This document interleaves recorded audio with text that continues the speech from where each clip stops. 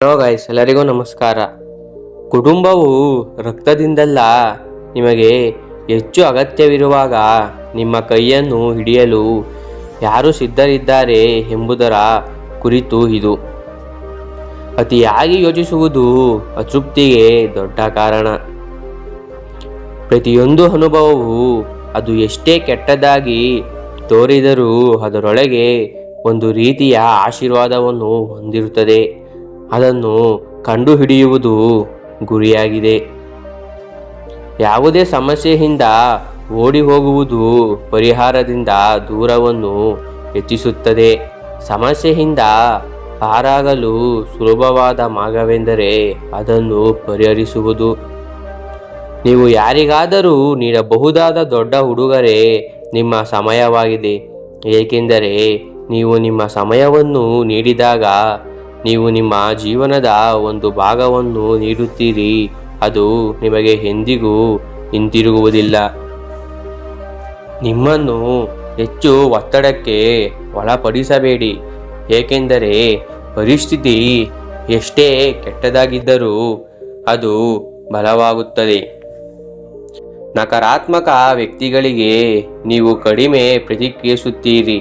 ನಿಮ್ಮ ಜೀವನವು ಹೆಚ್ಚು ಶಾಂತಿಯುತವಾಗಿರುತ್ತದೆ. ಧ್ಯಾನದ ಗುರಿ ನಿಮ್ಮ ಆಲೋಚನೆಗಳನ್ನು ನಿಯಂತ್ರಿಸುವುದಲ್ಲ, ಅದು ನಿಮ್ಮನ್ನು ನಿಯಂತ್ರಿಸಲು ಬಿಡುವುದನ್ನು ನಿಲ್ಲಿಸುವುದು. ನಂಬಿಕೆ ಗಾಜಿನಂತೆ ಒಮ್ಮೆ ಒಡೆದರೆ ಮತ್ತೊಂದು ಅದೇ ಆಗುವುದಿಲ್ಲ. ನೋವು ನಿಮ್ಮನ್ನು ಬಲಪಡಿಸುತ್ತದೆ, ಭಯವು ನಿಮ್ಮನ್ನು ಧೈರ್ಯಶಾಲಿಗಳನ್ನಾಗಿ ಮಾಡುತ್ತದೆ, ಹೃದಯಾಘಾತವು ನಿಮ್ಮನ್ನು ಬುದ್ಧಿವಂತರಾಗಿ ಮಾಡುತ್ತದೆ. ಆದ್ದರಿಂದ ಉತ್ತಮ ಭವಿಷ್ಯಕ್ಕಾಗಿ ಇಂದಿನವರೆಗೆ ಧನ್ಯವಾದಗಳು. ನೀವು ಯಾರನ್ನು ಮೆಚ್ಚಿಸುವ ಅಗತ್ಯವಿಲ್ಲದ ಹಂತಕ್ಕೆ ಬಂದಾಗ ನಿಮ್ಮ ಸ್ವಾತಂತ್ರ್ಯ ಪ್ರಾರಂಭವಾಗುತ್ತದೆ. ನಾವು ತಿಳಿದುಕೊಳ್ಳಬೇಕಾದುದನ್ನು ಅದು ನಮಗೆ ಕಲಿಸುವವರೆಗೂ ಏನೂ ದೂರವಾಗುವುದಿಲ್ಲ. ಕೋಪದ ಕ್ಷಣದಲ್ಲಿ ತಾಳ್ಮೆಯ ಕ್ಷಣವು ನಿಮ್ಮನ್ನು 100 ಕ್ಷಣಗಳ ವಿಷಾದವನ್ನು ಉಳಿಸುತ್ತದೆ.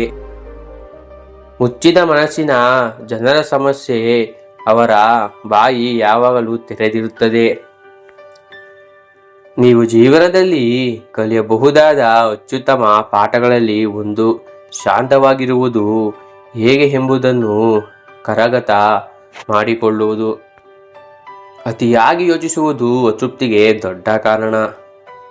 ಅಹಂಕಾರ ಕಣ್ಣಿನಲ್ಲಿರುವ ಧೂಳಿನಂತೆಯೇ ಧೂಳನ್ನು ತೆರವುಗೊಳಿಸದೆ ನಾವು ಏನನ್ನು ಸ್ಪಷ್ಟವಾಗಿ ನೋಡುವುದಿಲ್ಲ. ಆದ್ದರಿಂದ ಅಹಂಕಾರವನ್ನು ತೆರವುಗೊಳಿಸಲು ಮತ್ತು ಜಗತ್ತನ್ನು ನೋಡಿ.